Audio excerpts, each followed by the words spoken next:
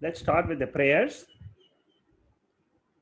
Vasudeva sutam devam kamsachanuramarthanam devaki paramanandam krishnam vande jagatgurum.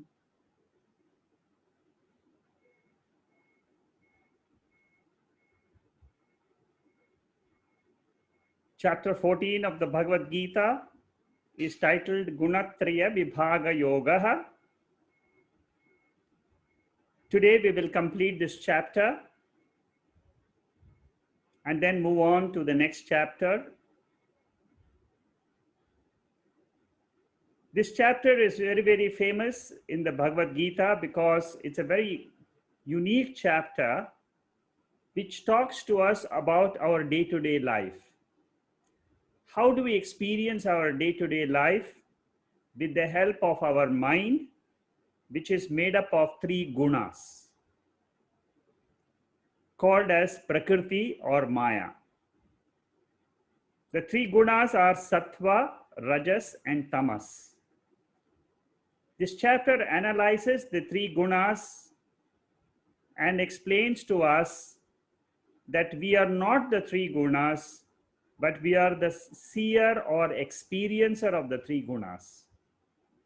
How to distinguish myself from the three gunas is the central theme of this chapter. Why do we need to do this discrimination? Our goal of studying the Bhagavad Gita is to get rid of sorrows in life. This is the fundamental goal. It's a fundamental goal of all human beings to get rid of sorrow and to remain in happiness, peace. If this is the goal, one of the biggest blocks we have is our own mind, which throws tantrums, which causes a lot of pain. It is the counter in which we experience joy and sorrow, which we studied in Tattva Bodha, the mind instrument. A greater analysis of this mind helps us to know that it is an instrument, it is not me. I am someone different than the mind is the conclusion of this chapter. If you have not understood this central theme, you can go back and revise the entire chapter again till you get clarity on this aspect, how to segregate myself from the mind. To segregate myself from the body is very easy because body is something which we give off. It is not even experienced in our sleep state. So it is not me. I am someone different than the body. The mind is something which is more subtler than the body, and it is a very important part of our whole life. We think that we are the suffering person in this body, but Lord Krishna teaches us that there is something called as Atma, which is guna atita, which is beyond the three gunas. This, if we can grasp this teaching, we are immensely benefited from the Bhagavad Gita. Many people find it difficult to absorb this chapter, and it is not easy because we are one with the mind today. To separate the mind from Atma is a Herculean task. People who do yoga daily, especially pranayama, they will have an advantage of seeing the mind and segregating the mind from the Atma much more easily. Because the pranayama helps me to control the prana, the breath in the body. The breath in the body and the mind are interlinked because they both are subtle body. They both belong to the subtle body. Controlling the prana helps me control the mind. Controlling the mind helps me to reach my real self. This is how the picture is depicted in the 14th chapter. This is the broad guideline. How do we approach this chapter? Verses 19 to 27 teaches me how to separate and see this Atma different than the mind. You must remember two principles of the Atma, immanent as well as transcendent. Atma is the one which is behind the mind during our experience of waking state. It's always behind the mind. It is not the mind, but it is the power of the mind. One aspect, this is called as immanent nature of Atma. The second aspect we must remember in order to separate the Atma from the mind is this Atma, this pure consciousness or awareness can exist independently without the body, mind, and the world. This aspect is called as transcendent. Knowing the immanent and the transcendent aspects of Atma, I can easily separate the Atma from the mind. By looking at myself in the waking state, dream state, and sleep state. In the waking state, Atma and the mind are intertwined. In the dream state, Atma is the light in which I see the dream. I can easily separate it. In the sleep state, there is ignorance of oneself. That ignorance is illumined by Atma. This is a very subtle point. Many people cannot pick up, but you try to understand this. The more you understand this aspect, subtler aspect of Atma and the mind, you will be able to separate the two.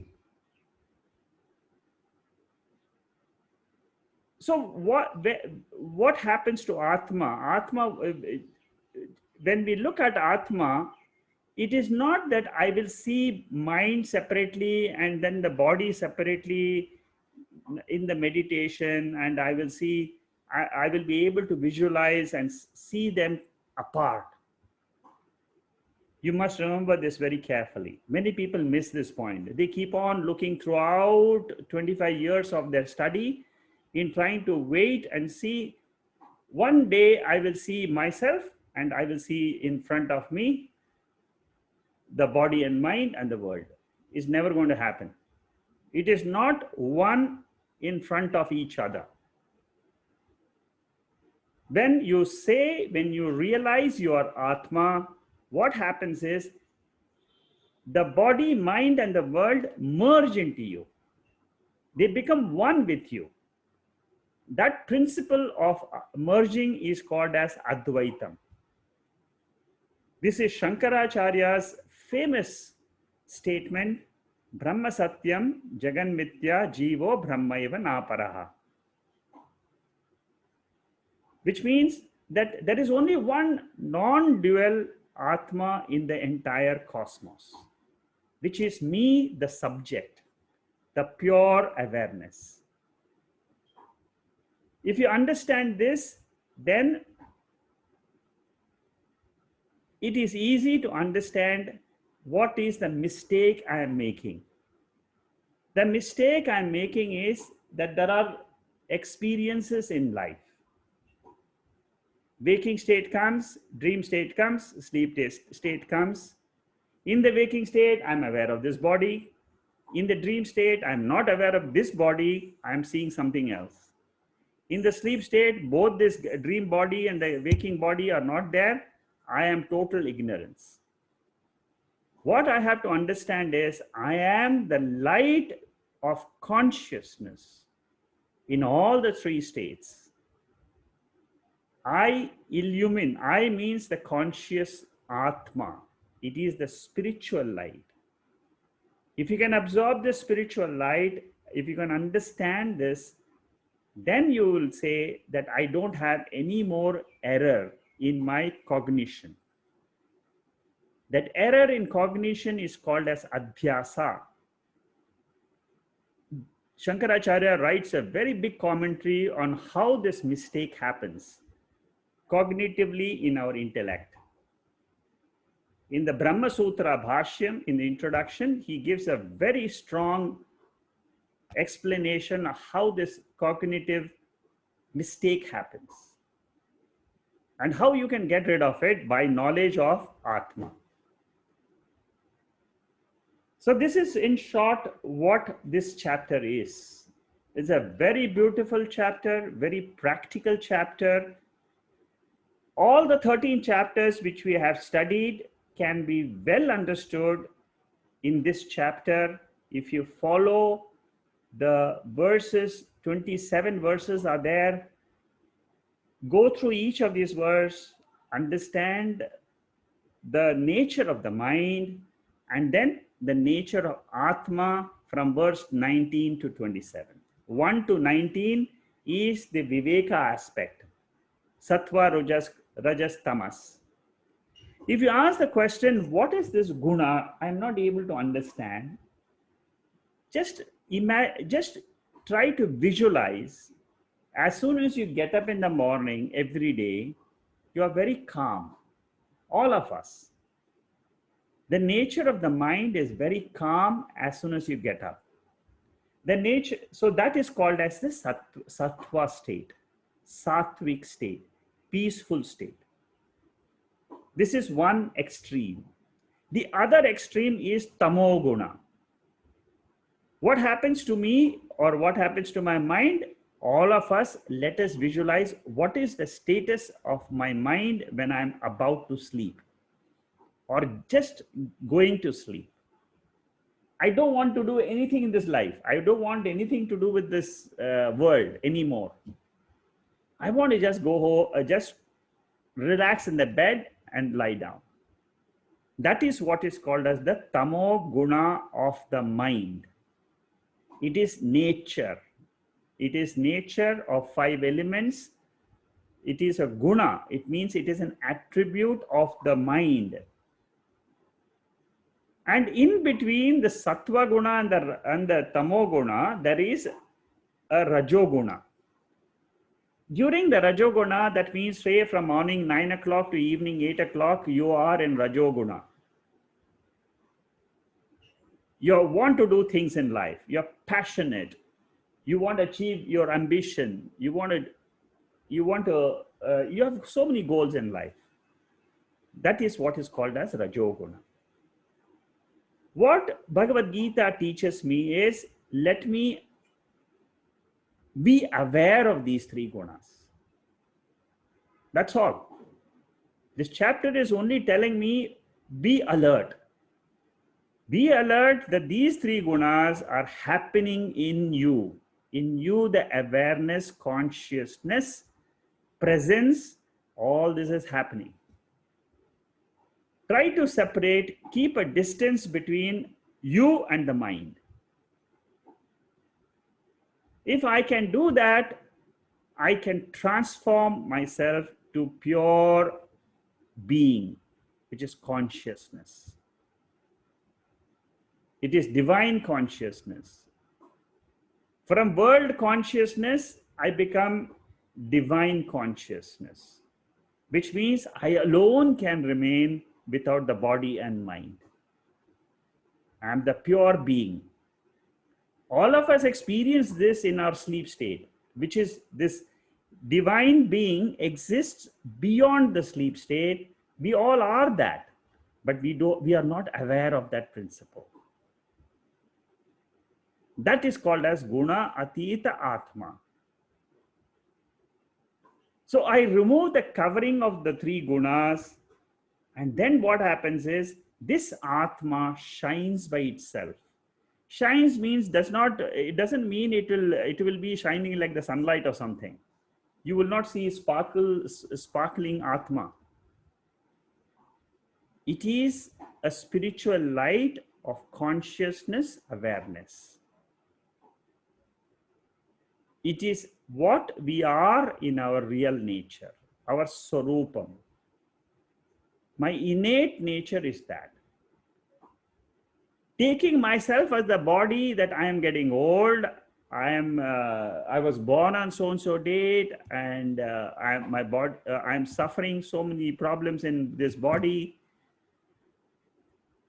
I'm a very angry person. I'm a very sad person. I have too many attachments in life. I have too many desires in life, ambitions, goals. All these are all adhyasa, superimposition on Atma. Anatma dharma, the attributes of the body and mind, I superimpose on the ever free Atma.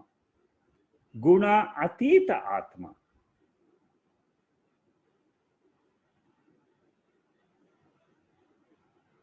Vice versa.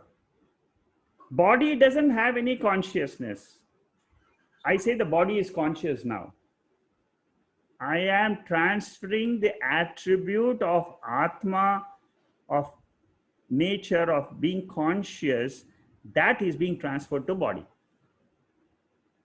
I am, that is the pure nature of Atma.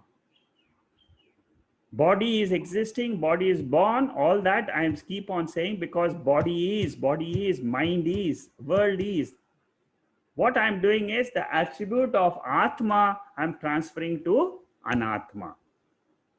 This transference, mutual transference of Anatma body mind on Atma and Atma's attributes on the Anatma, this is the real problem. The moment you are able to understand these attributes being transferred, you will realize how to break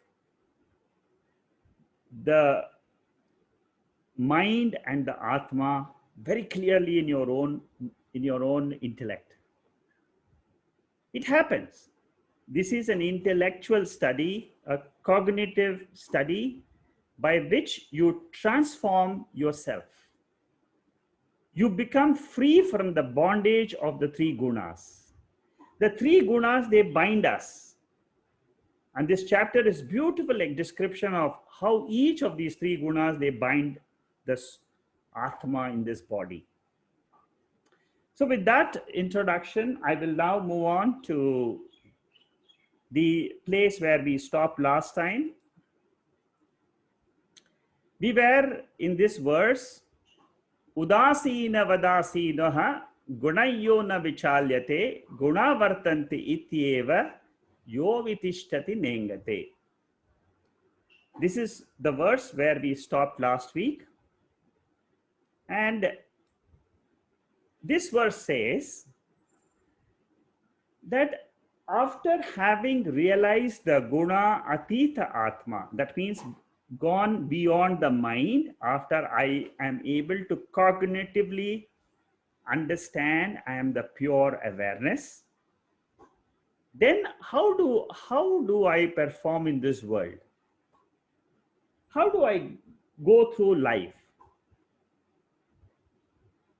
So that is the description of guna atita. This is the same like the sthita prajna lakshana of the second chapter. Guna atita lakshana, the descriptive person of a person who has gone, understood the three gunas are not him. The way, how is he seated in this world?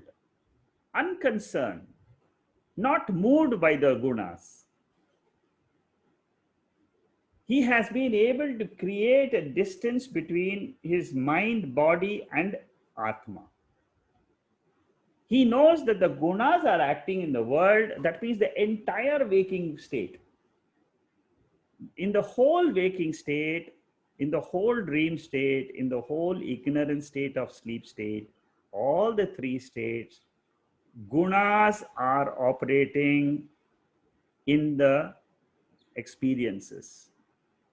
The five elements, they possess the three gunas. They are acting, I am someone different than them. I am the spiritual light behind them. I am the Atma.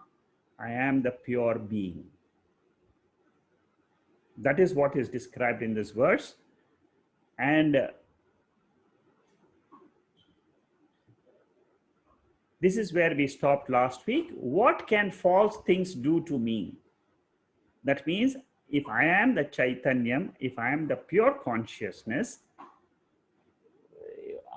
all these things which are happening in me, they cannot touch me. It's like watching the movie and being aware of the screen. If you're not aware of the screen, what happens? You take the characters in the drama as if you are the characters, and you start crying. You're watching a serial in the TV, and if there is a very tragic incident in the screen, you also shed tears. There are many people who do that because they become one with the character. This is exactly what's happening in our real life. Gunas means the mind is either crying or in joyful mode. I become one with the mind, and I start wondering that I am the person who is really going through all these experiences. Bhagavad Gita and the different texts, Upanishads, they teach us that we are not the body, we are not the mind. This is the most difficult portion of the spiritual study. A lot of emphasis is made on this point because the separation of this from the Atma is a very delicate process. Shurasya dhara, it's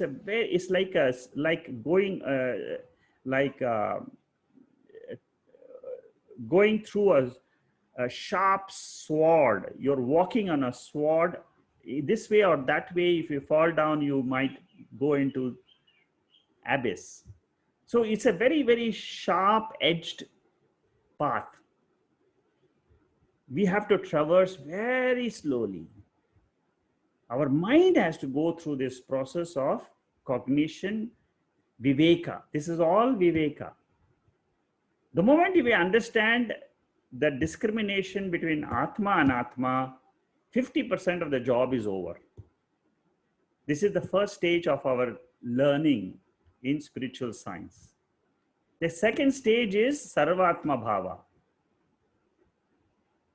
So Atma and Atma Viveka and is the first stage. That is what the Gunatraya Vibhaga is all about. Then the Guna Atita, that means Sarvatma Bhava. Sarvatma Bhava means I am everything. I here doesn't stand for the body or mind, it stands for the awareness. That is very important point. When you do these two steps, then what happens is you are free person. Atma Bodha also says the same. The world which is full of attachments, aversions and likings is exactly like a dream. When we say the world here, it refers to the waking world. In the waking world, I have so many likes and dislikes. And in sleep, what happens to all these likes and dislikes? They are not there. They disappear. So that means I have a faculty in me by which I can drop all this and I take it on again in the morning when I get up. There is a faculty. That faculty means there is a power in this body. Manifestation, unmanifestation. The world appears, the world disappears, appears and disappears. Who am I? I am the projector of this universe, sustainer of this universe, the resolver of this universe as pure consciousness. The moment I delineate myself in the body and mind, there is only one thing which is there, which is awareness. which is the consciousness, which is the substratum. Behind the entire universe, there is only one entity. That entity is called as guna atita Atma. Samsara dream is filled with raga and dvesha. That is why I said that whenever we look at the world, we should look at the entire three states. Don't look at only the waking state.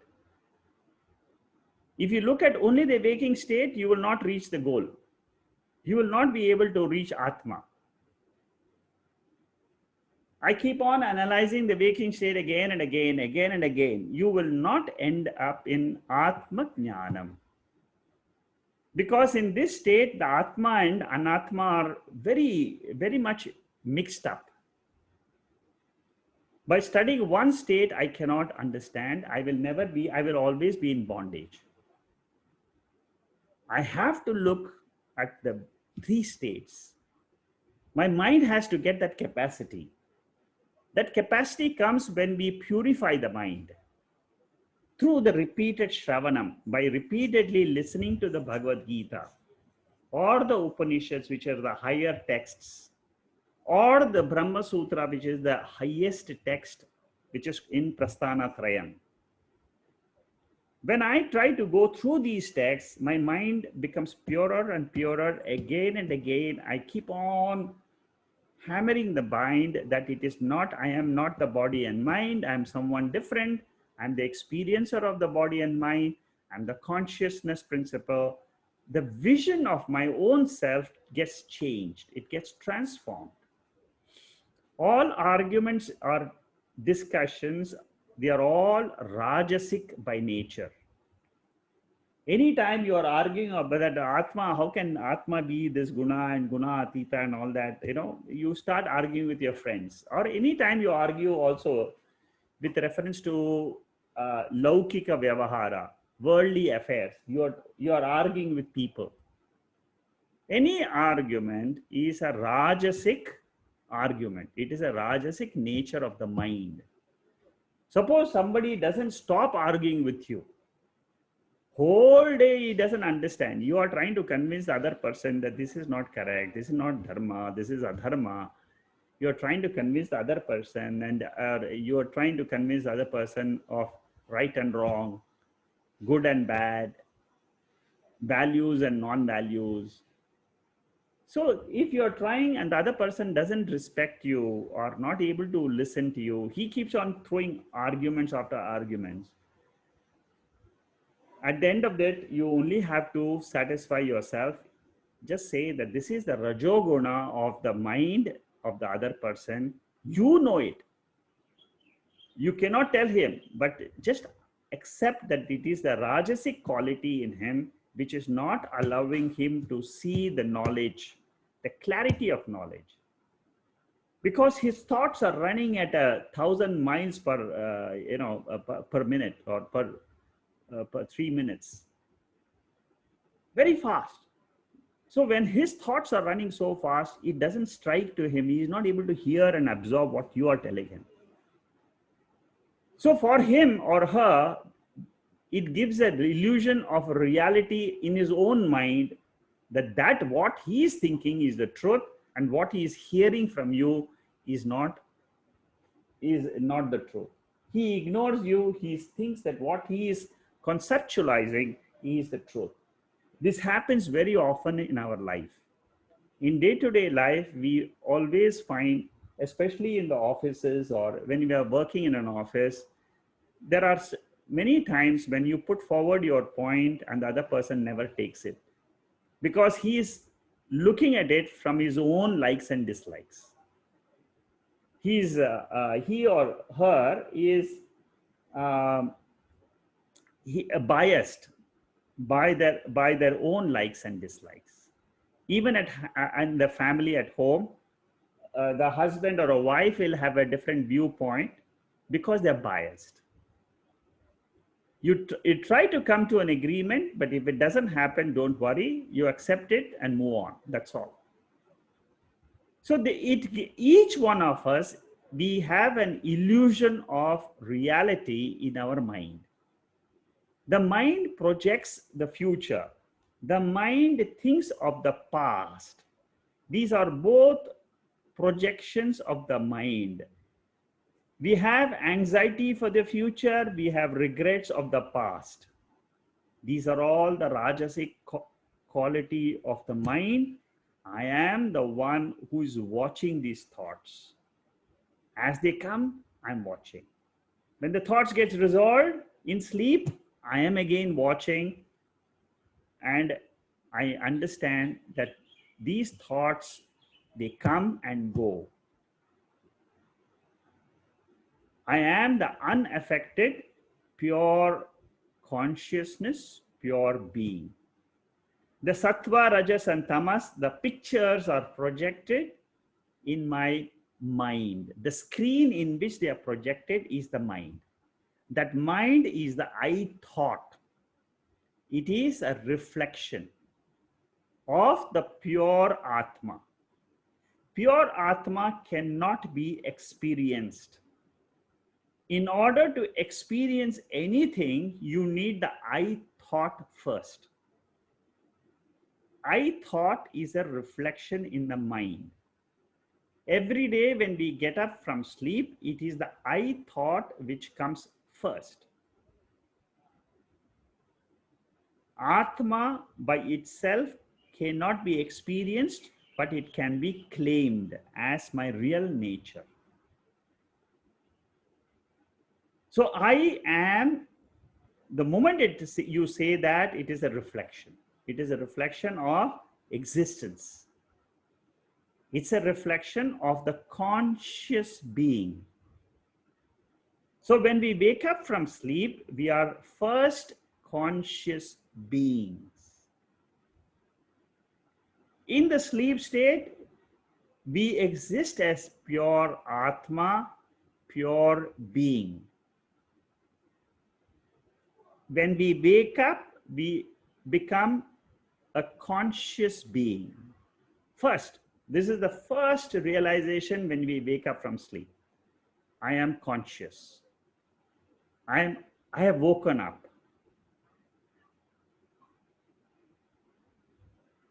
So when we realize this in our waking state, when we realize that I am that pure being, that is called as realization.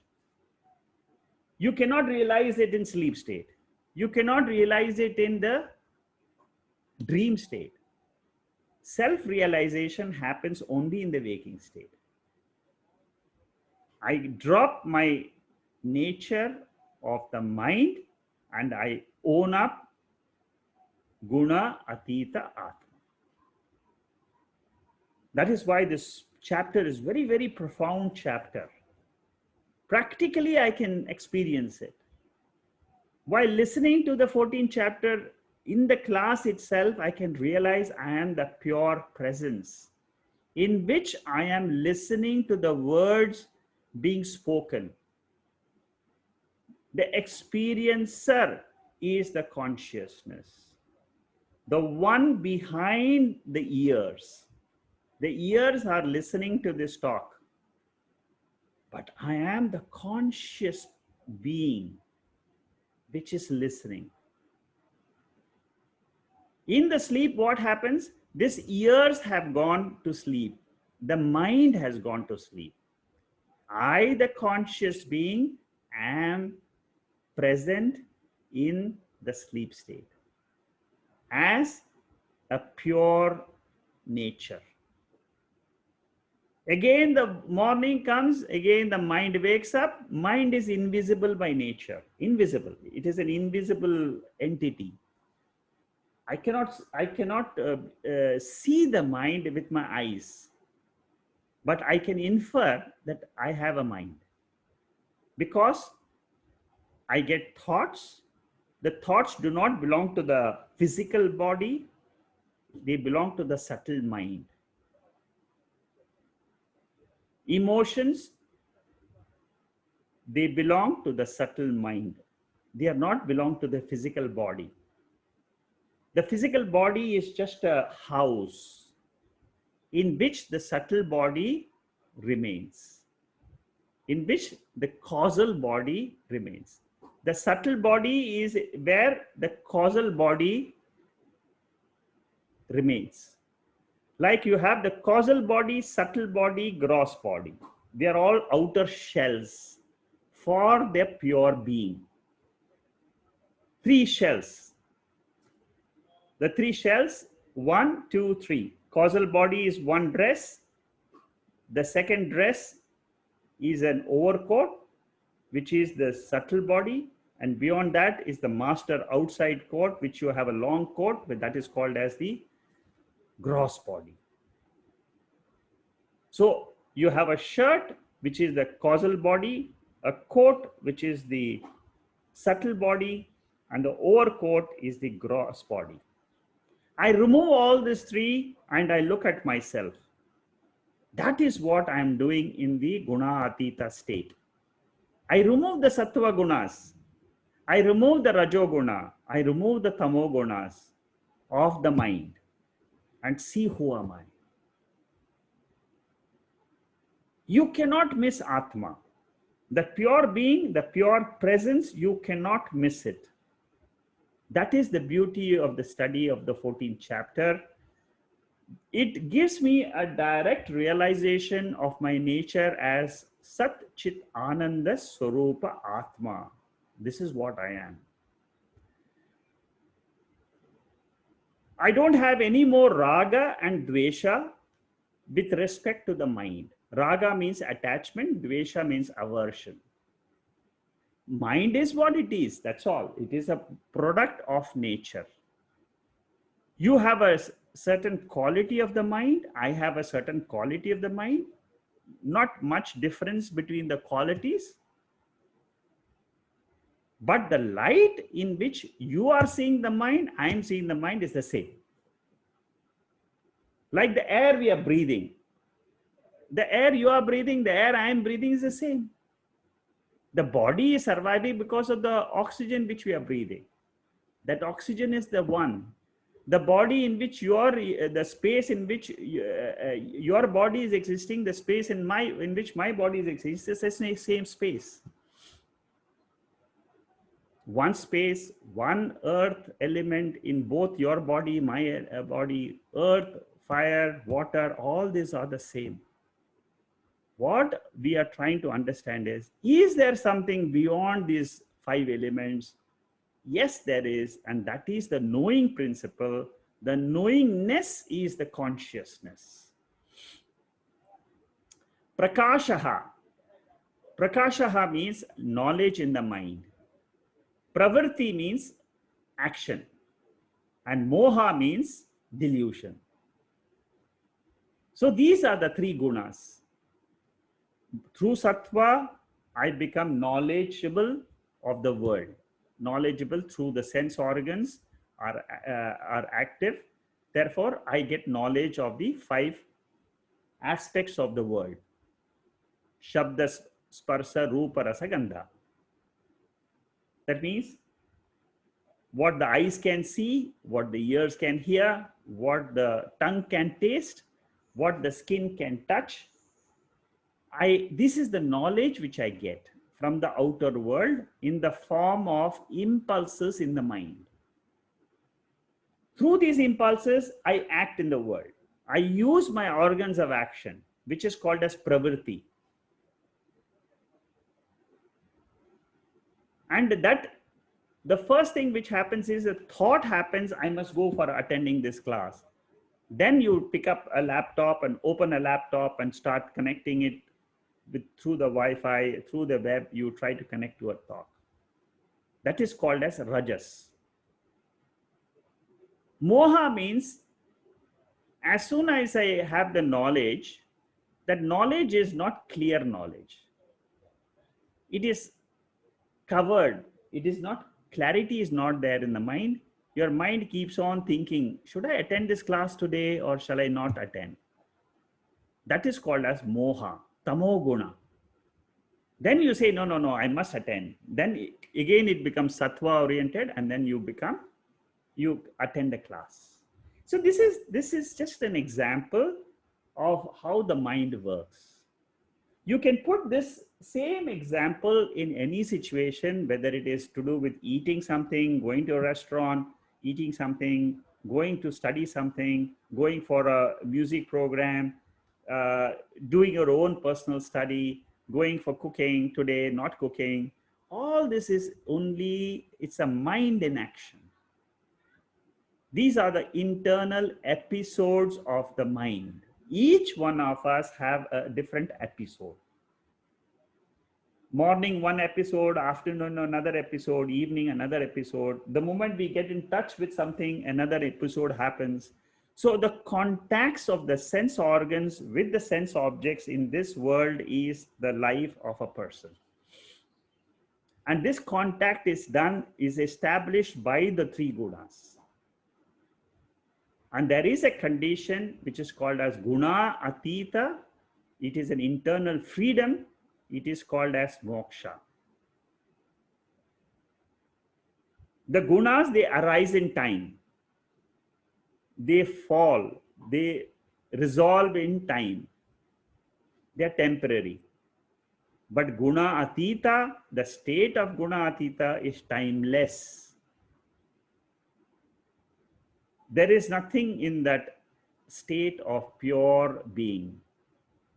It always is alone and it is by itself. Total freedom, absolute freedom from the entire universe. Can you imagine a person who has realized his total freedom? What a mind he will have.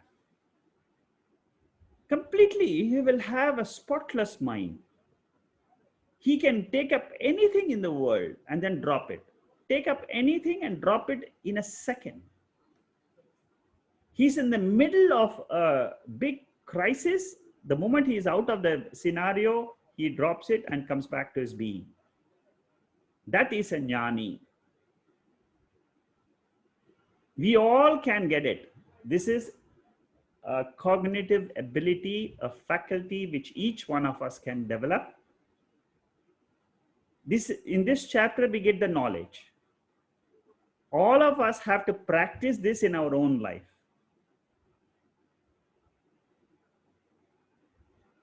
So a person who has practiced it, he is always at ease, he is relaxed.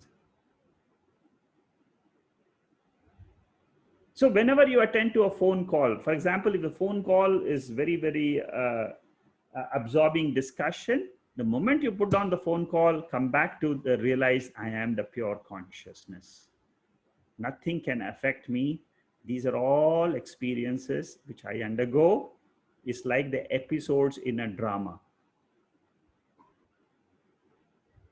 All the family events, whether it is marriage, birth,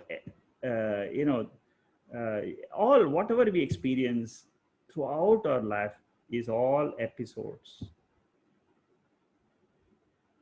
The ignorance of Atma goes away the moment I understand the gunas are acting. Then I am not inwardly confused. I know the mind and the senses are acting in the external world, not me. I am not the doer of action. I am not the enjoyer of action. They're all happening in the light of consciousness. There's a very beautiful verse in Taittiriya Upanishad.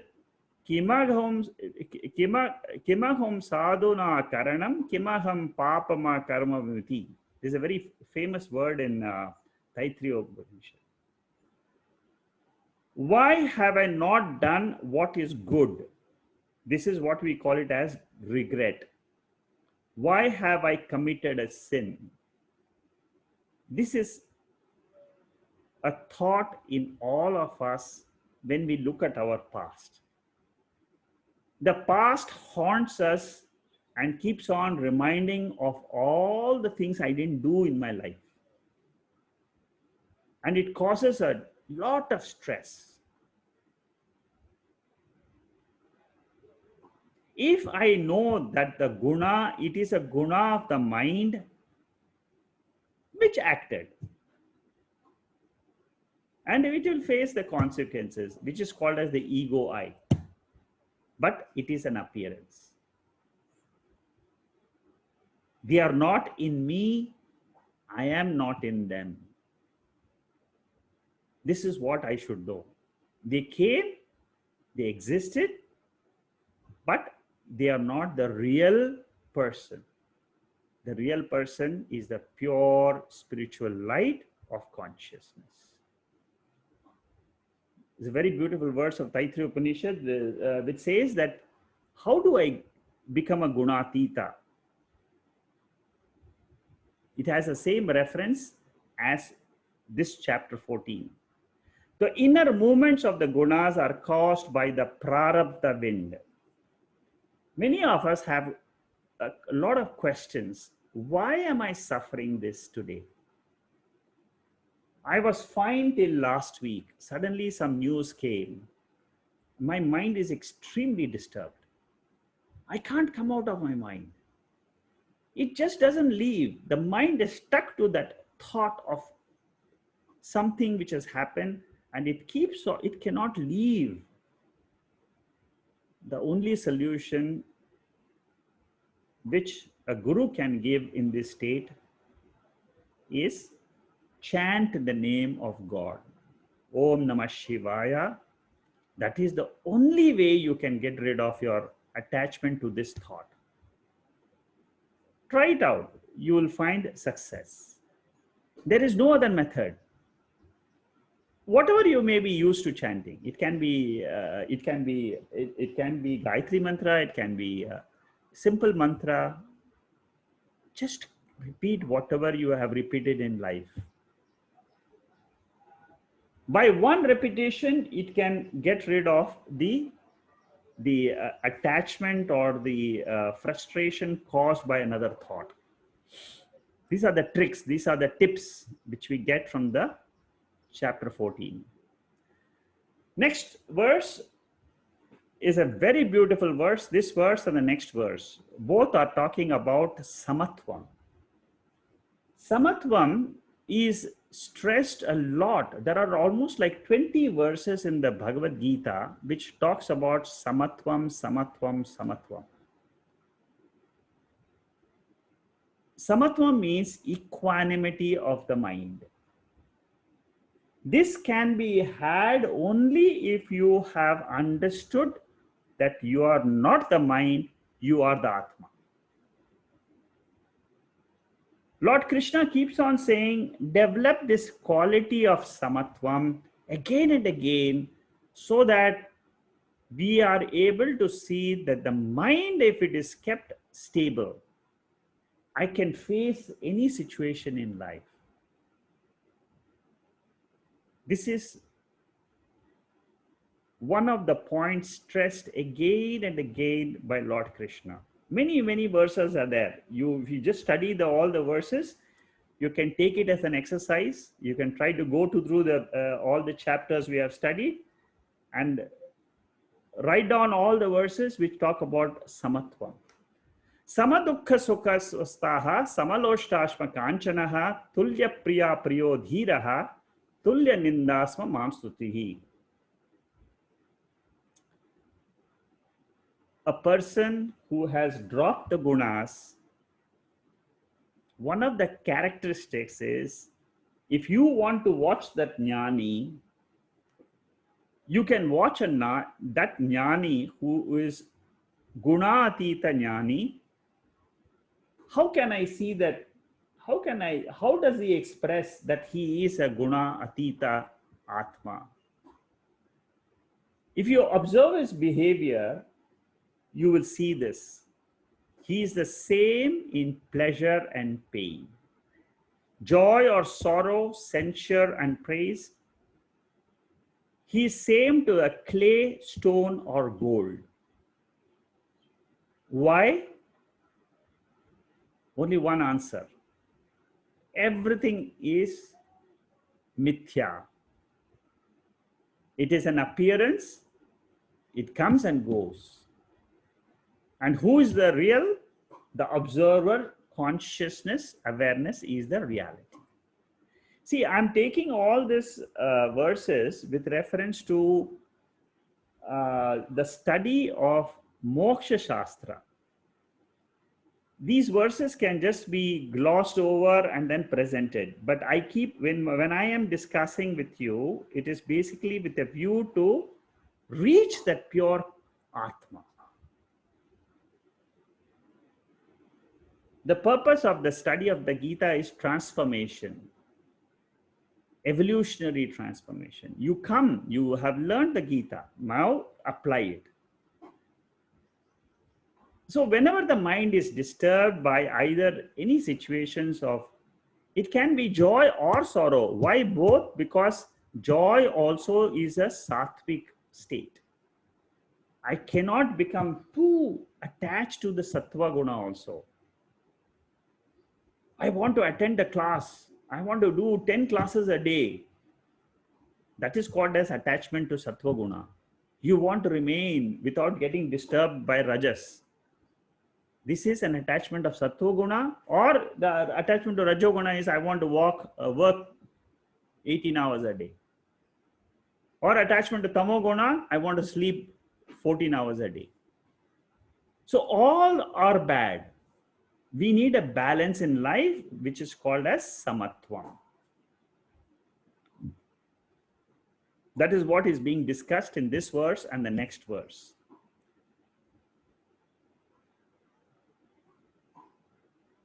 It is the ahamkara, the ego I, which becomes happy or sad.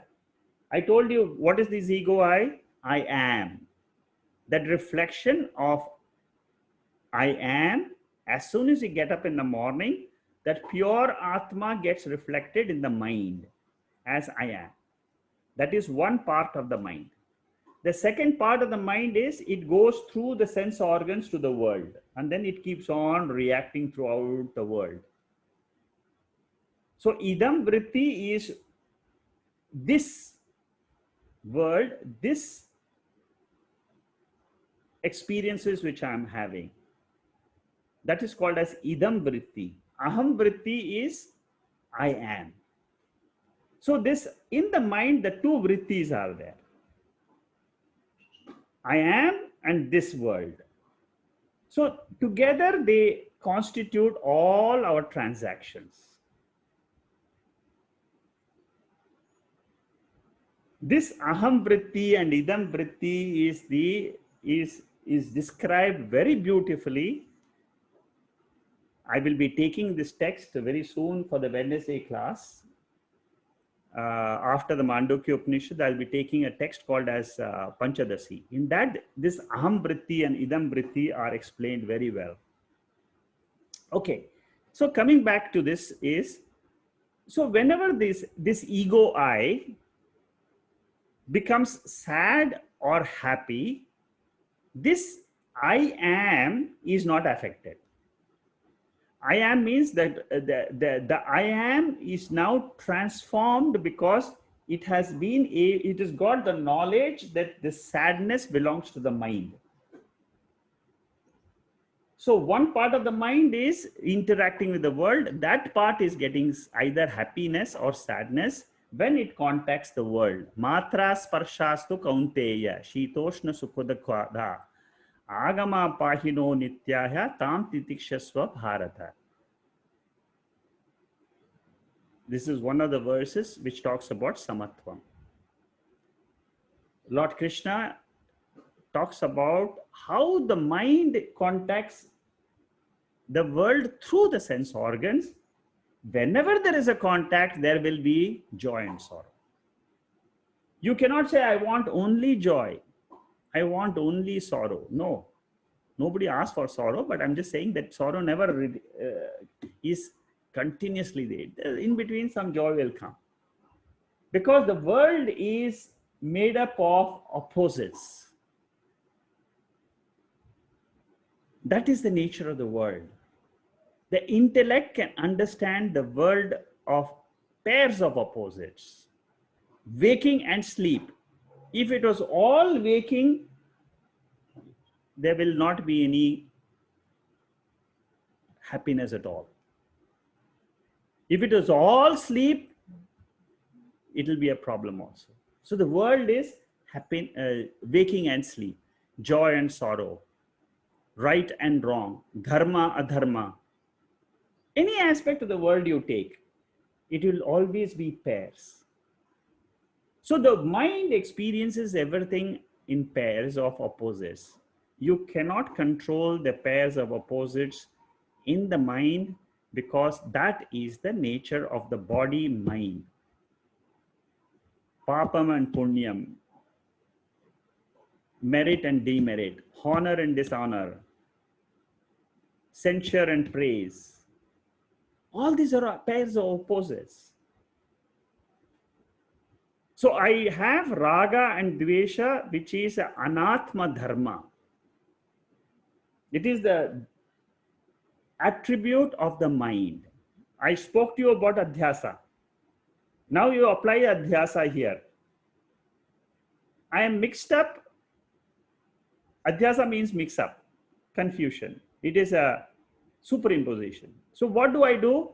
The attribute of the mind I superimpose on the pure consciousness, which is I am, and then I suffer samsara. You know, I am having a lot of sorrow in life.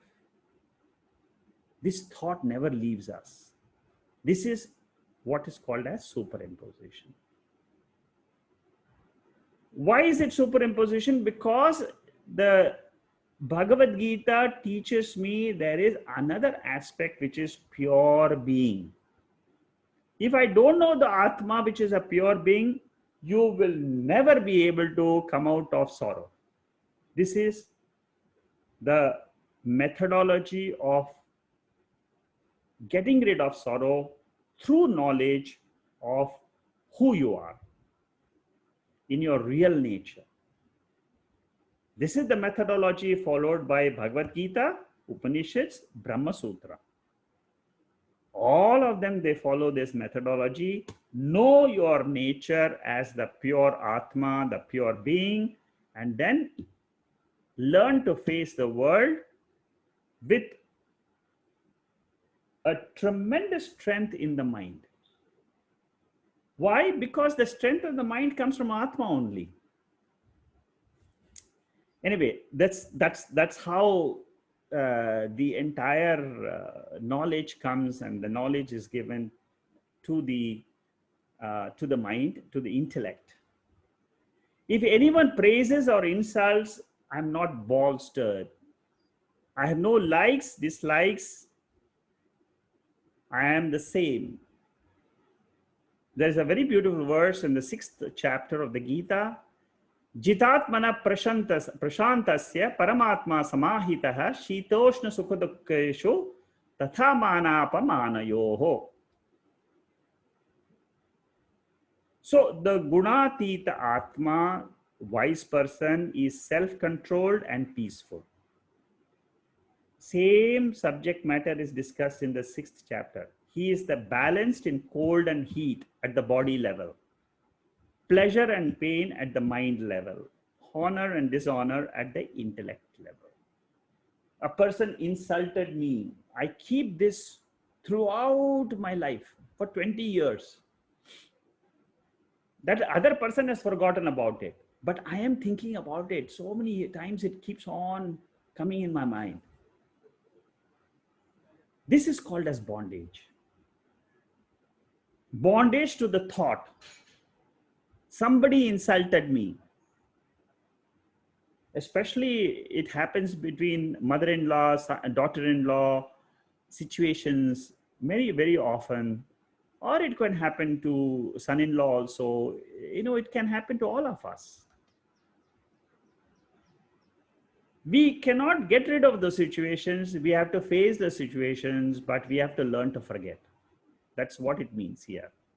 Forget about it because it happened and that's gone. It is a situation. I should learn to say it happened.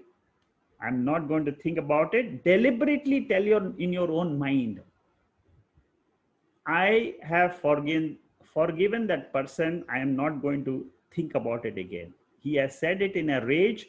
She has said it in a rage. That rage has gone from her mind. If she is bothered about it, I am not going to think about it, but I am now not going to think about it again. If you tell this deliberately in your own mind, I have forgiven, then what happens is this insult goes out of your mind. Many people come back and tell me this. Many questions come to me after the classes and so on about the situations people face, how to handle those situations. Many people who listen to these talks, they call me and say that I have this situation. The only way I can tell them is it has happened. You cannot change what has happened in the past, but you can, at least you can have the control. I am not going to think about it again. That you can deliberately tell yourself, try to develop a willpower. But if you don't have this knowledge, if you don't develop the willpower to drop it, what happens is it's called as jwaram. Jwaram means it is a fever of the mind. Physical fever we all understand, but the mental fever, it keeps on thinking. The mind keeps on thinking, auto thinking, without any will from my side. It just starts mind. See, that is the nature of the mind. It will just keep on thinking, why did this happen? Why did that fellow did like this to me? Why is this? The only way to get rid of it is go to the depth of the situation, forgive the person, forget the situation, and deliberately tell auto suggestion. Make an auto suggestion. I am going to forget about it. I wish the person well. Let him be happy in life. I am not going to be thinking about the person, because this is the way to get rid of jealousy, anger. Sometimes we can get rid of different other situations also, like honor, dishonor, and so on. Okay, so these are all the gunas of the mind. That is what is the bottom line which we should understand from these verses. Mana pamana yostulyaha tulya mitrara pakshayoho sarvaramba parityagi gunatita so uchyate. He is the same in honor and dishonor, the same to a friend and foe, abandoning all the new undertakings. He is the one who is said to be a guna atita, a person who has crossed the gunas. We have just seen honor, dishonor in the previous verse, friend and foe. He is equal to both of them because he is not having any liking or disliking in his mind. Abandons all new undertakings impelled by desires with view to obtaining fulfillment. See, for example, this does not mean that we should not undertake new projects in life. You see, suppose you are young and listening to these talks. It doesn't mean that from tomorrow onwards I will have no projects in life. No, it doesn't mean that. For fulfillment in life, for example, you want to earn money, you have a project, no problem. You take a project after project after project. If you want to build a house, there's no problem. But to have peace, I will not go after all this. I know where to get peace. That is from Atma Jnana. That is what it means. All this I learn to face in the world. I can face the insult at the physical level, mental level, verbal level. Some people scold me and tell me you are stupid, but I'm not taken away by them. I listen to them. Okay, he has said something about me, but that is his opinion. But then that changes also. Tomorrow morning, he may say, I'm a very great guy. So what happened today? Today's insults? Gone. So don't take it very personally into your heart. Learn to forget and forgive. That is the important message in all this. By doing this, you are a free person. So a person does not begin any activity for happiness, but he does action out of happiness. I am the pure Atma, the bliss, the pure consciousness. That is my nature. What I do in life is out of fulfillment, not for fulfillment. For comforts in life, yes, I may need money, I may need food for certain things, but that you go ahead and get it. Nobody stops us from this. Taittiriya Upanishad has the same verse, aham annam, aham annam. This is a very famous verse again. This is how a realized person sees the world and knows how to see all the experience of the world. Annam is just the food. The food here doesn't mean it's only only for the body, but all the food here means all experiences which come to me. So a person will say that all these experiences are coming and going. I am the immortal self. I am the center of immortality and the center of the entire universe, which is awareness. If I know that, if I operate from that center, then I know how I can face the world of challenges. So the different modes of the mind are craving, inertia, dullness, peaceful nature. They are all different modes of the mind. They're different climates of the mind. I need to recognize them as they come and as they go. At the same time, I have to remember I am the pure being.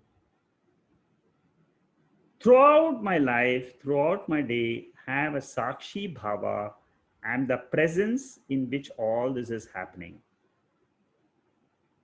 Without this presence, there is no events in life. But this presence can remain by itself as experienced by me in my sleep. I can remain without the world, but the world cannot remain without me. I have to be present, then the world will come in front of me. I am there, the world goes away in sleep. I, the consciousness, awareness, am always there. I am eternal principle. I have not changed at all. Bodies have come, they have experienced certain things in life, and bodies have gone. But the consciousness behind them is only one. I am that consciousness. Among all the bodies, there is one consciousness. Third verse of the chapter 13. Kshetraknyam chapi mam viddhi sarva kshetreshu bharata. I remember that again and again. I have a sakshi bhava while witnessing the sattva, rajas and tamasic conditions of the mind. Next verse is Mamcha yovi bicharena bhakti yogena sevate sagunan samiti teitan brahma bhuyaya kalpate. These two verses, 26 and 27, they are the seed verses for the chapter 15. They are telling me what is my ultimate nature. So far we have seen guna, atita, atma. What is this atma? How can I become fit to know this atma? So here the tip given by Lord Krishna is you serve me. That means you serve the Lord in your heart. By serving means what? Study of scriptures. You study the scriptures, you reflect on them, you do nididhyasana, meditation. This way I can get rid of the gunas. And then you are fit to become Brahman. Brahman means consciousness. This is a tip how to seek in life. How to seek with unswerving devotion. There is some principle of God in this heart. That God is called as consciousness awareness. I want to learn more about this jignasu. I want to become a jignasu. I want to inquire more and more of this consciousness, this God principle in this body, the higher principle, the Atma principle. I have complete devotion to this Atma principle, God principle in this body. I may be doing a lot of activities like cooking, like studying, like working, like playing, like so many things. Working, enjoying a family life, all that is fine. At the back of my mind, I always remember I have one goal to reach. I have to reach God in this body or consciousness in this body. With full clarity, I must say, I am I merge with this consciousness, become one with the God principle. If that is the motive, inner motive of all our activities, Lord Krishna says, you will be successful. No doubt about it. Because you get mental strength, intellectual caliber, and purity at heart. When I have this as the goal, all other goals become subsidiary. This becomes the main primary goal. This is what is called as mumukshutvam. In the 4 qualifications we said, viveka, vairagam, samadha, shatka, sampatti, and mumukshutvam. So this is that mumukshutvam. Guna atita atma is my goal. Once I have this, then Prakriti is an appearance. Prakriti means the entire waking state is an appearance. It's a superimposition on Atma, on the consciousness. Such a person comprehends Brahman. Such a person comprehends what is awareness. So the bhakti gives capacity to become guna atita.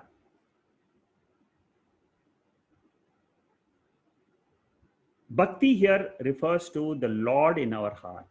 It can be in any form. It can be in Devi form, Ayyappa form, Krishna form, any form. Consciousness form, awareness form, anything. But my goal is clear.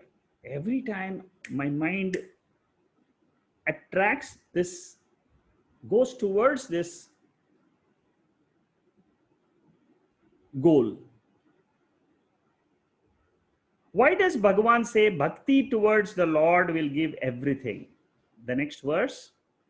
Brahmano hi pratishtaham amritasya vyavasya cha shashvatasya cha dharmasya sukasaikantikasya cha. I am the abode of Brahman. Now here, consciousness is talking to us. The pure being is talking to the ego I. The pure I says, I am the abode of Brahman.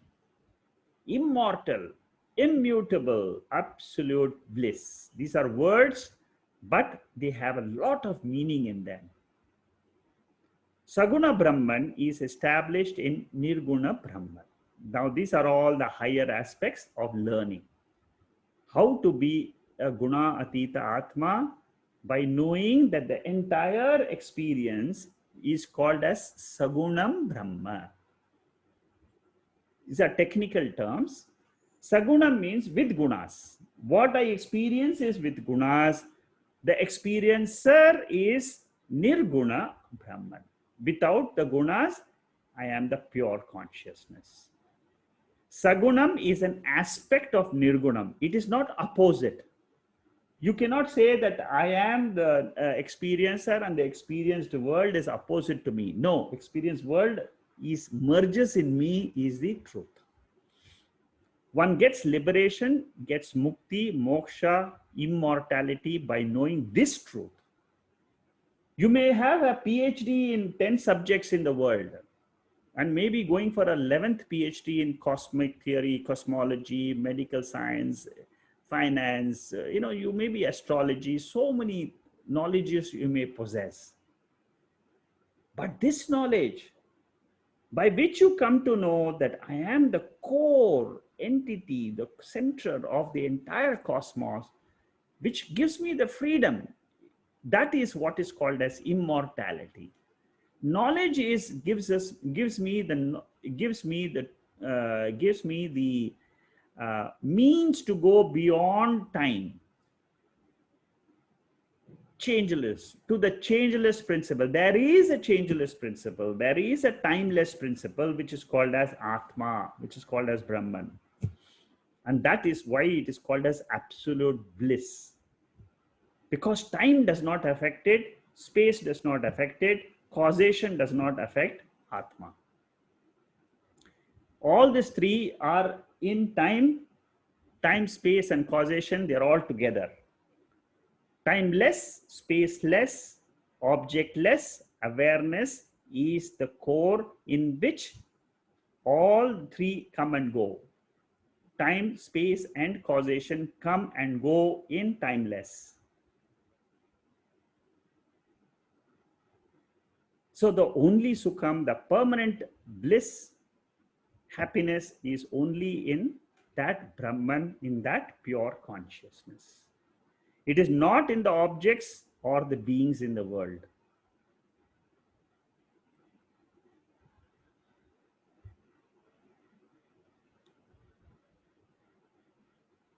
In this Taittiriya Upanishad, I will end this chapter. It comes in the third chapter of the Taittiriya Upanishad. And here it is in Taittiriya Upanishad, the father and son, they are the father is the teacher, the son is the student. So here the student is asking, teach me that Brahman, teach me that Gunatita Atma.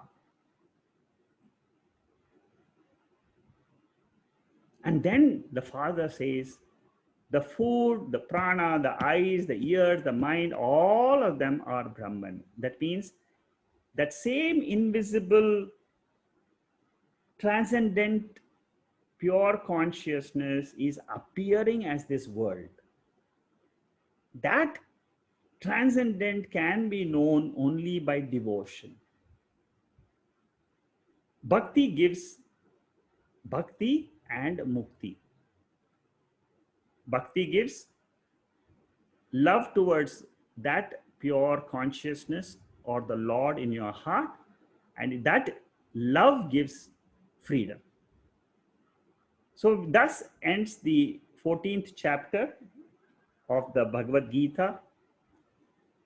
We have seen 5 topics mainly distributed in 3 aspects: Sattva, Rajas, and Tamas. The first topic was definition of the 3 gunas. Sattva is of the nature of brightness. Rajas is of the nature of actions.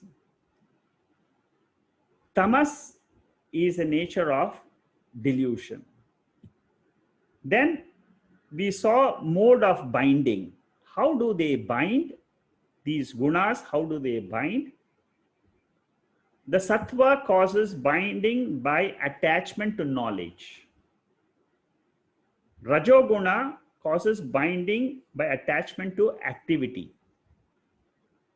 And the tamoguna by attachment to delusions or indifference.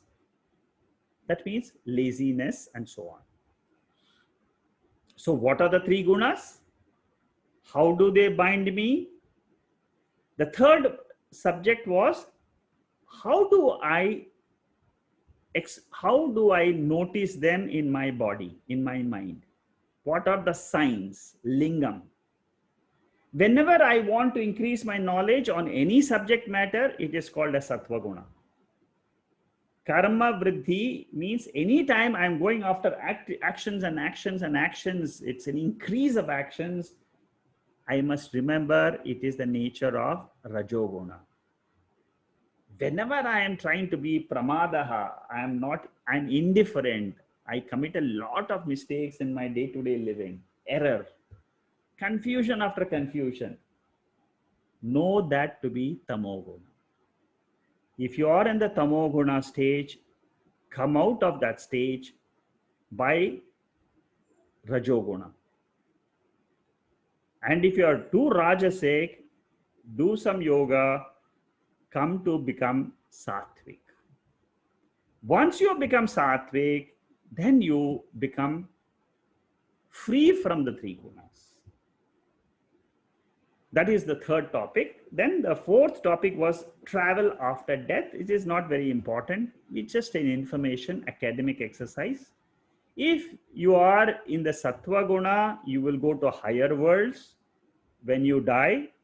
If you leave when you leave the body with the rajoguna, you will come back to the same earth again, which most of us would love to come back. Adogati, if you are with tamoguna, more and more tamasic guna, you will go to lower lokas like the animals and plant and the other lower lokas. What it means is try to become sattvic. Very simple. Learn the Bhagavad Gita. Learning the Bhagavad Gita is a sattvic mind. You can never come to these talks if you don't have a sattvic guna. And finally, the last topic is phalam. What is the benefit? I get a lot of punyam if I have sattva guna. I get a lot of knowledge of the self when I have sattva guna. The benefit of rajoguna is I get a lot of dukkham. These are the results. I wouldn't say benefit, is a consequence of rajoguna. Sorrow and greed. Throughout my life, till the end, I will be sorrowful or greedy. That's all. Many people who don't know this trick or this tips from the Bhagavad Gita, they all fall in the middle category. You'll find 99.9% will be rajasic by nature. A few of them will be tamasic, but very, very few will be sattvic. Unless and until they come to study the Bhagavad Gita or the Upanishads or any other scriptures of any other philosophy. Any philosophy, it can be, and then you will become more and more sattvic. And if you are tamasic, the consequence will be you are full of ignorance, not only of the world, but also of the inner ignorance. Ignorance about the self, about the soul which is indwelling in this body, the pure nature of that soul. I am ever lost. I look at life with all conditions which come to me as the reality. That is the tamasic life, full of ignorance and delusion. So with this study of this beautiful chapter of Gunatraya Vibhaga Yoga, I come to realize I am the pure Atma by dropping my identification with the mind and the body in the three states of the mind. Waking, dream, and sleep are the three states. They're just coming and going as per the law of karma, as per the law of this world. They are coming and going. This world means three states of consciousness, three bodies, gross, subtle, and causal bodies, the panchakoshas. All this constitute the jagat, the kshetram. And I am the kshetrajna. I am the pure Atma, guna atita Atma. And I have learned very well that I need to go from tamas to rajas to satwa. It is a discipline of the mind which is to be done. As per this study, I will control my sense organs, control my mind to the extent possible. Not that tomorrow immediately you will become guna atita, but slowly, gradually, I learn, I become free from the stranglehold of the three gunas in the mind. Once I do that, I'm a free person. The next chapter, we'll take it up next week. Purushottama Yoga, very beautiful chapter. Again, we'll be going back, not from the, now we have already discussed the practical side. What is this nature of this Atma? Again, the Lord starts talking to Arjuna. And he says, what is samsara? Again, he starts from samsara. See, the Lord keeps on. Now, the next chapter is where the Lord takes the initiative to teach Arjuna. Urdhva moolam adashakam ashvatam prahuravyayam chandamsi yasya paranamni yastam vedavit. So this is how he starts the next chapter. We will see next week. And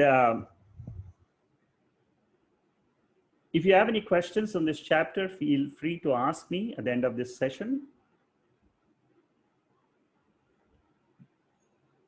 We'll close. I've put some important mantras here if you want to go through them. Om Purnamada Purnamidam Purnahat Purnamudachade Purnasya Purnamadhaya Purnameva Vasishyate. Om Shanti Shanti Shanti.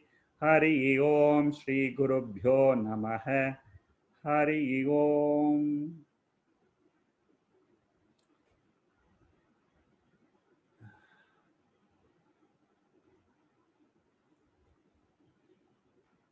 So if you have any questions, okay, there's one question here. Rohini is asking, am I correct in thinking that the Atma strays in my body from the moment I was created and leaves my body when I breathe my last? See, you should not say Atma straying. You should say the mind is straying. Atma never strays. Atma remains in the same place. It remains all pervading by nature. It is the mind which has strayed away from Atma. I, the consciousness in the mind, that is the jiva. That jiva has gone away from the Atma and it is now thinking, let me enjoy the world of five elements. After enjoying the world of five elements, it wants to go back to the Atma and says, I don't want this world. This world is full of dukkha. In the end, by illusion, I came into this body. I want to leave this body and join you again as pure consciousness. So it is not Atma which is leaving, it is the mind, the jiva which is leaving. And it wants to join back to the same Lord. You don't have to wait till the last breath. You can listen to the Gita and merge with the Lord here and now. That is called as moksha. The last, does it stay or until my soul settles down? No. Till your soul, you don't have to wait for the soul to settle down and all that. What you have to study, what you have to recognize, this is a recognition of your state, of your real state. You're recognizing that you are always the pure being by dropping your identification with the three states of the mind. I'll repeat this again. This is a very important aspect for realization of Atma.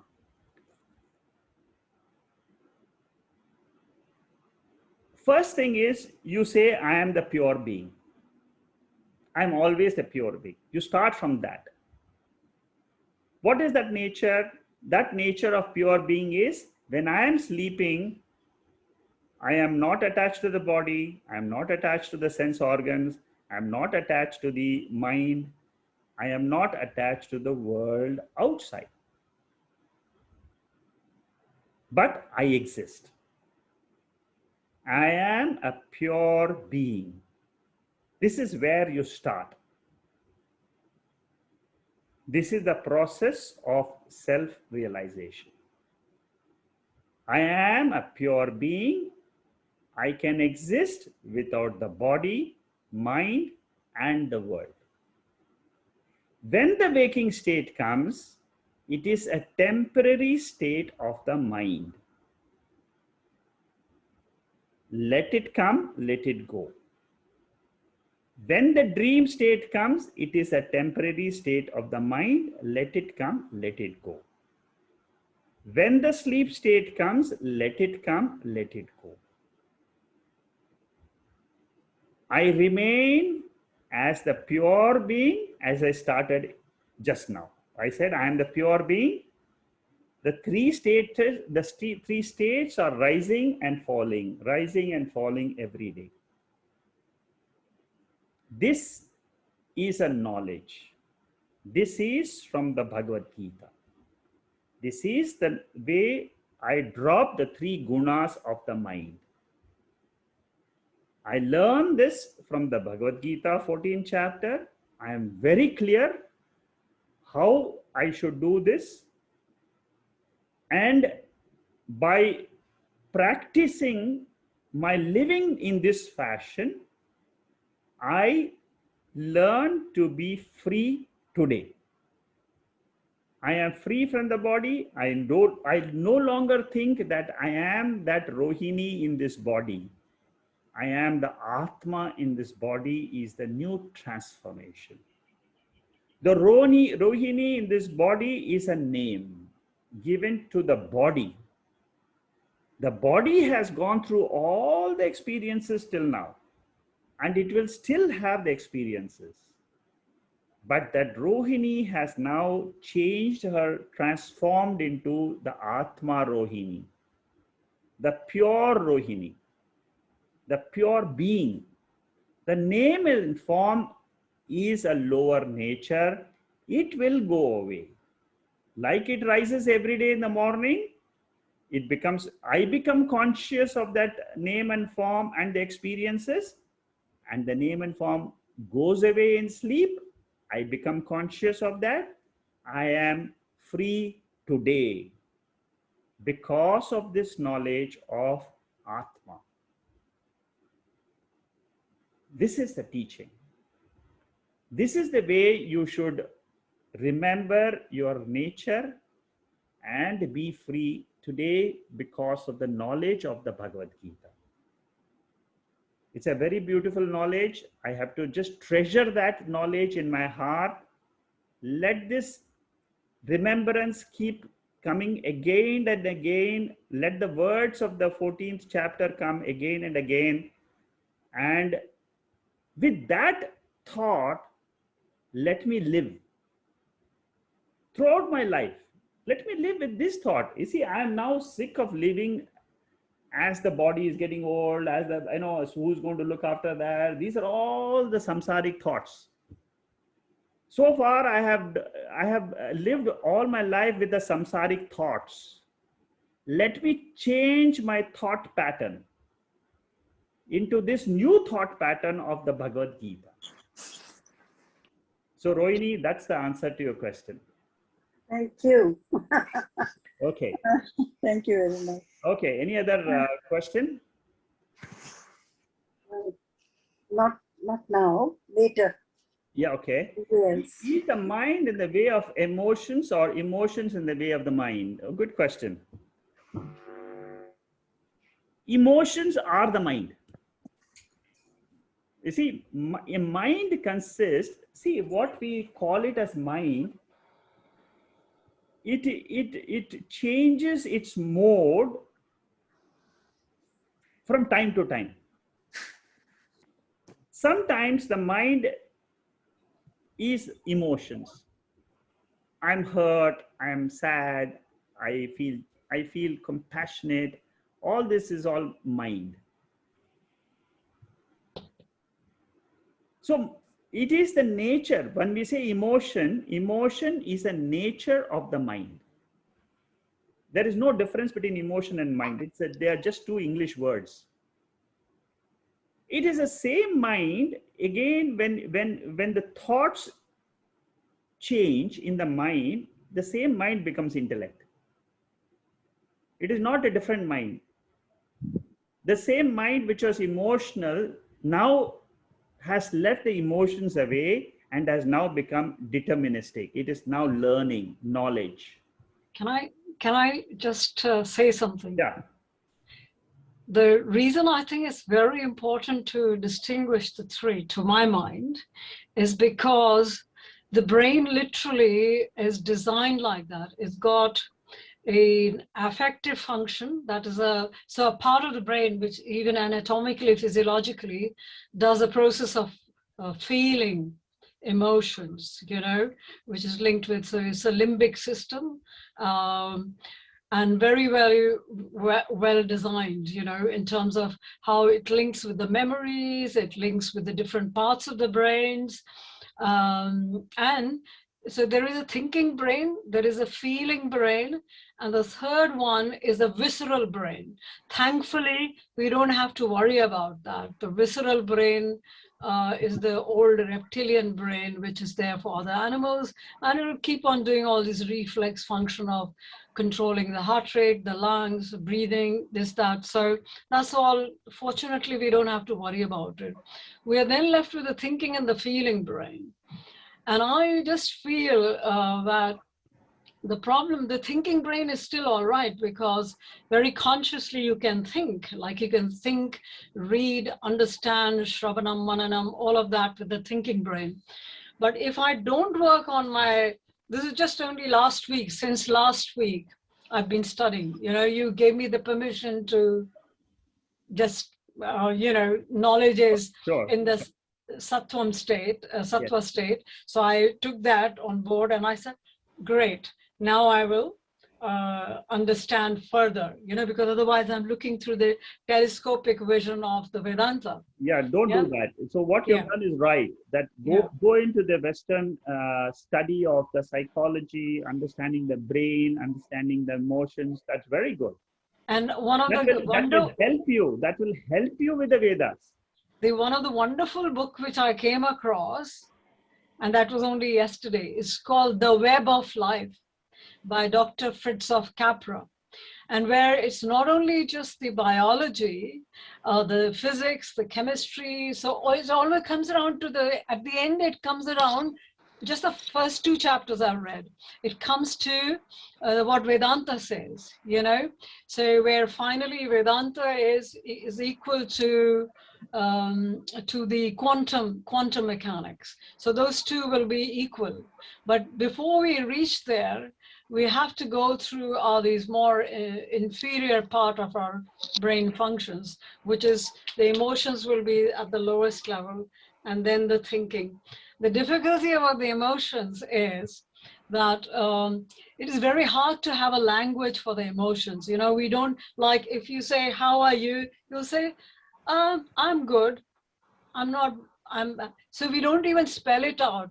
What does that mean? You know, feeling good, what does that mean? So what I am just trying to understand is that probably if we want to really reach and understand Vedanta better, it may be very useful to try on a daily basis, do a conversation with ourselves on the emotional side of it and saying, so what? So what does that mean? So what does that mean? You know, feeling good, bad, I'm in pain, just asking questions to that. So you actually enrich that language, because what I wrote yesterday, my emotions are in my mind. They are kind of blocking my mind to think freely. Yes, and without right. So I don't know whether I'm making any sense, but that's why I brought this up. You're right. It's the emotions, they block your mind to think further in terms of what is behind the emotions. Correct. And that is why they say the mind is the biggest friend, or it can be a biggest foe. Yeah. In the chapter 6 of the Bhagavad Gita, the Lord Krishna says that your buddhi, your mind, can be an enemy or it can be your friend. Yeah. If you know how to deal with the mind as an instrument, then it is your friend. Yeah. If you deal with this mind as a foe, or if you become one with the mind, not as an instrument, you become a subject. Mind becomes a subject for you, then it becomes a foe.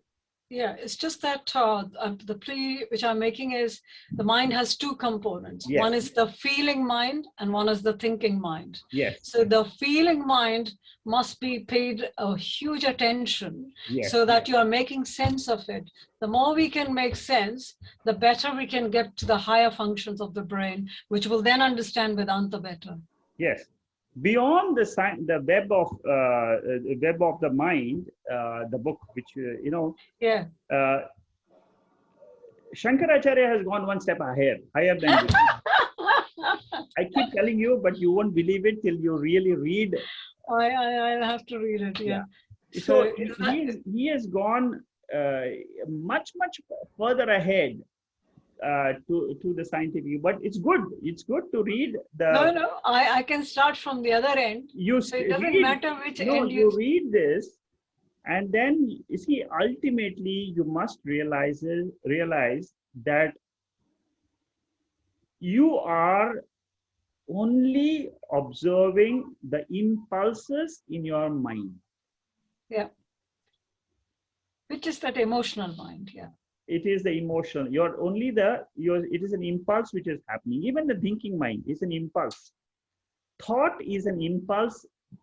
A vritti is an impulse. Yeah. Is a nerve. It's a nervous impulse which is in the nerves, in the mind, in the brain. These are the nerves, and they have these. Vritti is nothing but the electrical current flowing through these nerves. They give you a perception that they are real. Mm. What Shankaracharya says is he attacks that portion. This author, what you're mentioning, has only gone up to the extent of knowing that they are there. That's all. And what are the classifications? How do I differentiate the thought into emotions, or a thinking part, or it is? No, he doesn't mention that. No, this is just what I know from before. No, Okay. he is not mentioning that. Okay. Yeah. So basically, what we have to note is, yes, science can go up to this level, but when you want to cross the level of the consciousness, for that you have to come to Vedanta. Of course, there is no doubt. There is no doubt about that. Yeah. But before you even go there, there is an ecology of the mind. Oh, yes. So now I've actually picked up the word today for myself. If there is something called eco-mind. Yes. So that which must balance the thinking mind and the emotional mind. Very good. So, you keep studying this. Keep studying this, because this will help you when you study. This background will help you to study the bhashyams better. Yeah, absolutely. It's a bit more liberating, so that I'm not doing like this. Yes. No harm. Very good. I see your expression. No, that's you liberated me last week by saying it's okay, it's sattvic. So I said, oh, that's all right then. Yeah, it's absolutely fine. You see, there are certain emotions which are building in you. Yeah. Don't stop them. Yeah. You see, this birth is to make use of these emotions. Let it burst out. Let it flow into the world. Yeah. Let it not be hidden, because then you'll be forced to take another birth. I've signed up for a 9 months course on positive psychology by Whole Being Institute in America. Okay. So I've signed up for it because I read through very carefully what they're doing, how they're doing it. I read the whole syllabus. So after that, I decided, okay, the bits of me which I don't know, to then kind of just clean it up. Really, I want to clean my mind. Basically, that's what I'm saying. No, but it's good. It's good. Yeah. This will help you together with this. If you keep learning the scriptures Alongside, you see, have a balance. Yeah. Don't go into full Vedic. study. Yeah. Don't drop your inclinations for the study of other sciences. Yeah. Don't drop it. So it's good, very good. What you have done is a balance. And so Balancing.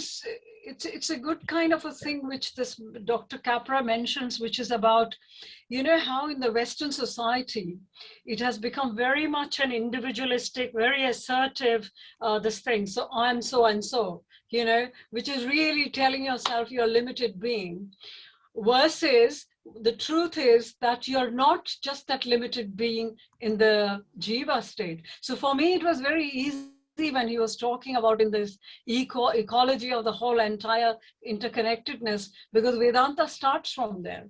So for me, that was very easy to, but I enjoyed it because it was saying nothing different. Yeah, You know? good. You see that is the beauty of these Western philosophy books, psychology books, the brain study, everything. All this becomes very interesting when you have the background of Vedic knowledge. Yeah, absolutely. You know, That's why I found it very gives nice. you a tremendous dimension into yourself, which you have never known. Yeah. You can marry both of them together and come out and see for yourself what you are. You really explained it very well. Thank you. Okay, very good. Thank you, Tama. If you want to share the book of Dr. Capra, The Web of Mind, you can just send a link to the group. Shall I? You can send it to me. I can just. I'll send it to you. It's easier you can to send send it to me. I can just inform everybody. Yeah, I think people will find it useful. Yeah, that's very good. Thank you. Okay. Anybody else has any other question? Anandji, Yeah. all the gunas, Yes. sattvic, rajasic, and tamasic. Yeah. They are more. I mean, you can see more in gross state, that is waking state, Yes. and in the dream state,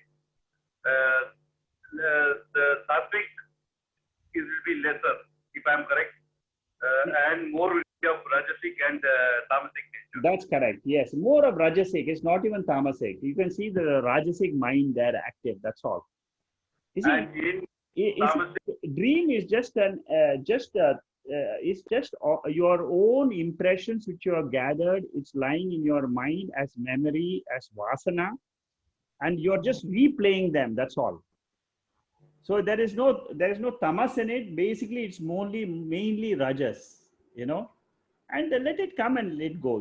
I mean, that's what everybody just let go of the dreams. Okay, what's your question? No, I just wanted to correct myself. And in tamasic, in sleep, it is more of tamasic. Yes. And there is no rajasic, and there is no sattvic nature in that. Yes, that's correct. Yes.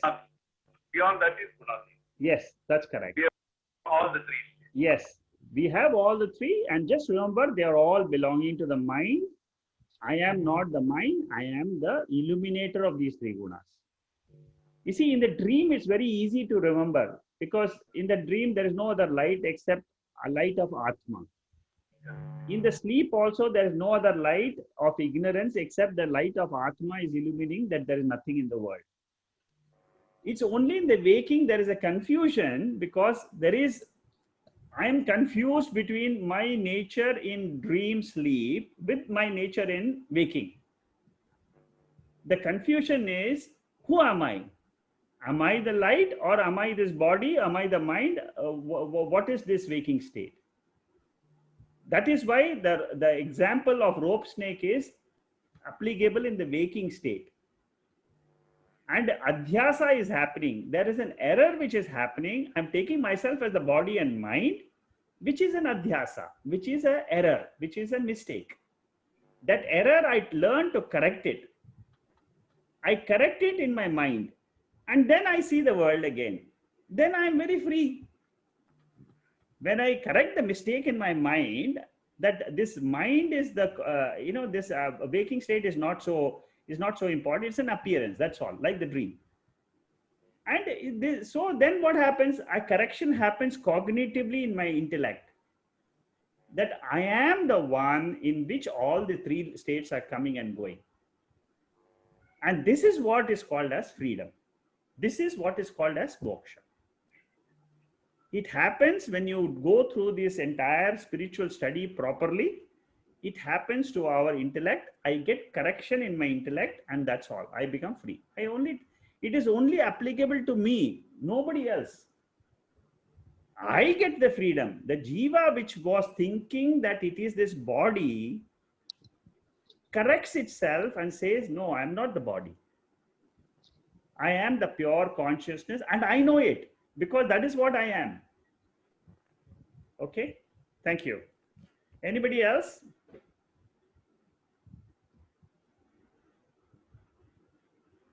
Okay, if there are no other questions, we will close today, and then next week we will start the 15th chapter. The 15th chapter, I will also do verse by verse. As many of you have requested that I continue, instead of taking a summary, many of you have requested in the previous classes, I had taken the poll, and you wanted to be having verse by verse, so I have decided to take verse by verse. It's a short chapter of 20 verses, very beautiful chapter. Again, learning to know my nature. Okay, thank you and good night. Good night. Good night.